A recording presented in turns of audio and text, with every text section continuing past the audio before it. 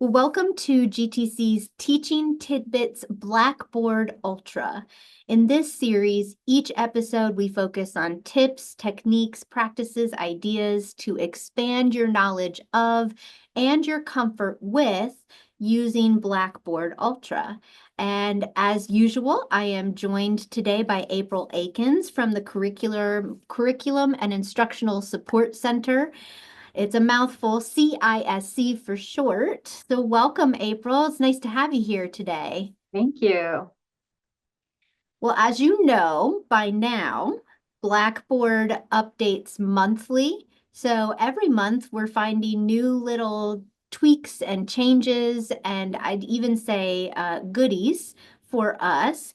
And so we use our episodes here in this series to help provide an overview of what those updates are coming for the next month. So today, April is here with a look at the updates for February 2025. And April, I'm going to turn it over to you. So welcome to February updates. I think they did a little less for us in January, and now they kind of threw quite a bit of stuff on us here in February. So I've kind of got them split up this time with some course design related updates, and then some that are going to affect assessment and grading to kind of give you two different areas today. So first off, with the course design, one thing with the new document builder and the way that you're putting things into the Ultra documents in Blackboard, you're now, when you upload in this example here, when you upload the PowerPoint, it's going to make it look a little bit more like the original formatting so that students are seeing what you're expecting them to see. It's not going to be as much white screen around it, and it's just a little bit more easier for students to see what you are trying to get them to look at there. So that's one update that's happening.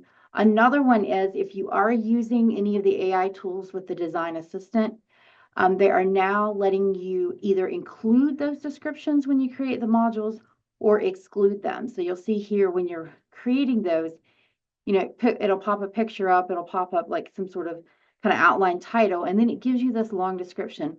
Some of those are really great. Some you already have your own ideas. You don't want to include that. So instead of you having to manually go in and delete that, you can now just select include descriptions or include the images. So if those things are things you don't want there, feel free to go ahead and unselect those or select those as needed. Also, they've increased the number of learning modules to 20. I think before it was like 7 or 10. Now it's up to 20. So getting more in line with what we have if you're doing a full-term course here at Greenville Tech. The other thing is when you do generate questions, if you use the question option, you now can get up to 20 questions instead of 10. So just adding a little bit more abilities there within the design assistant. So a couple more things with course design. So right now, you are now going to be able to change from folders to learning modules within your course.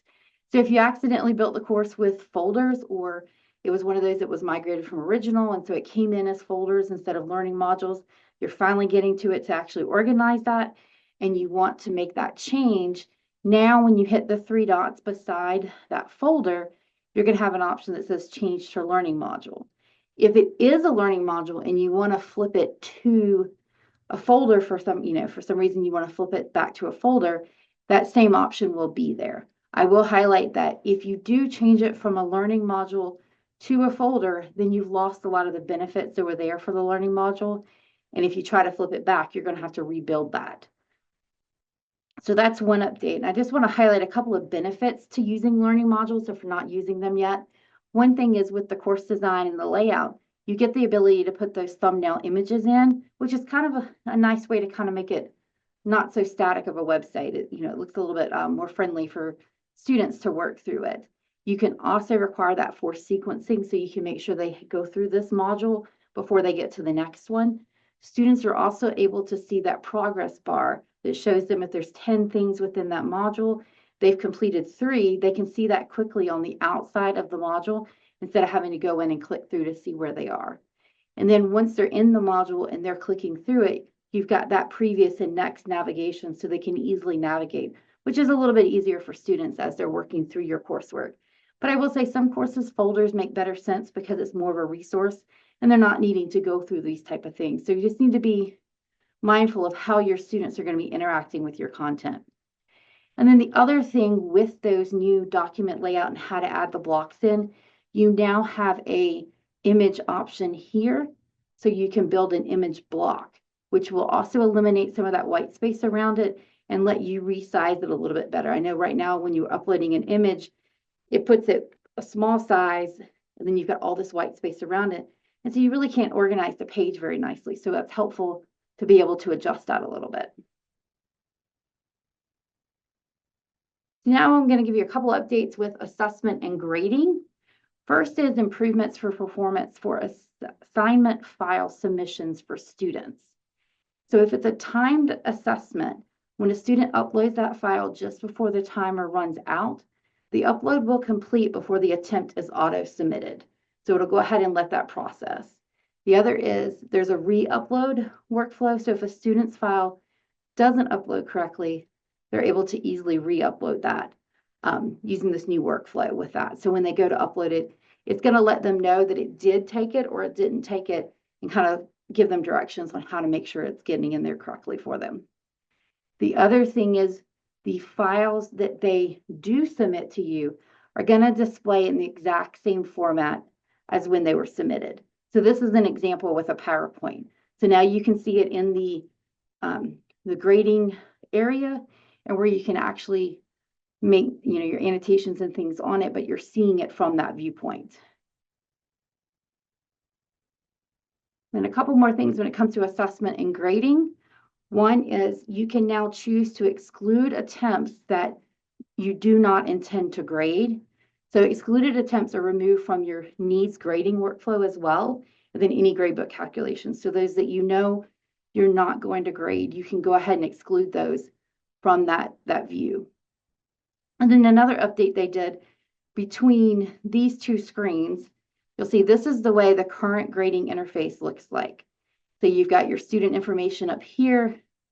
There's a lot of white space. You don't even see what's happening with the student submission at this point. So what they've done is they've tightened this up a little bit and moved a lot of the information up. So instead of it saying assignment here, you'll see now this has the student information and then the grading information here. And then you navigate through the students on the side. So it's giving you more space to actually interact with the students' work. So here we can actually see some of the work versus here we're still seeing a white screen. So just kind of clean that up a little bit. So be aware of that as you move through. And then I believe that is all my updates I have. But definitely the grading and assessments, you're going to see a little bit of changes there. You also see changes with the course design itself. So just be aware of those. Well, thank you so much, April. As you were talking about the ability to change a file to a learning module, I thought, what a great feature there, because yes, we still are seeing some things that need updating, or they haven't been taught yet since they were copied over from original. And boy, it changes so much in the way it presents in Ultra. But also I was sitting there thinking, I was gonna ask you to expand on learning modules versus folders, but you did that. And great ideas there. Of course, I think we primarily encourage learning modules. So, and then just having that 2-click, maximum. But I also appreciated that you mentioned there may be some classes where it is just a repository for additional resources. It's not quite the same course experience there. So what a great clarification on that as we continue to try to make our classes the best experience for the students, and within that quality matters framework as well. So lots of great things coming, just even the small things like with the images and the files actually really representing, those are exciting, quality elements that will make a difference for our experience and the students' experience. So thank you for sharing all of those updates and what we have to look forward to here just shortly. It is coming quickly. So if you want to continue the conversation with April or the team in CISC, please feel free to reach out. I've got April's email here on the screen, april.akins@gvltec.edu, Rebecca Roth as well, our Blackboard administrator, rebecca.roth@gvltec.edu. Or if you're not quite sure who you need to speak with, consider filling out a CISC support ticket. That will ensure that the right team member for your challenge or question can connect with you and help work through that with you. And that link will be provided below in the description below this video. Also, again, just want to put out a plug there for CISC's LibGuide. They are constantly updating that. It's a great place to find all sorts of resources that you might be needing or looking for.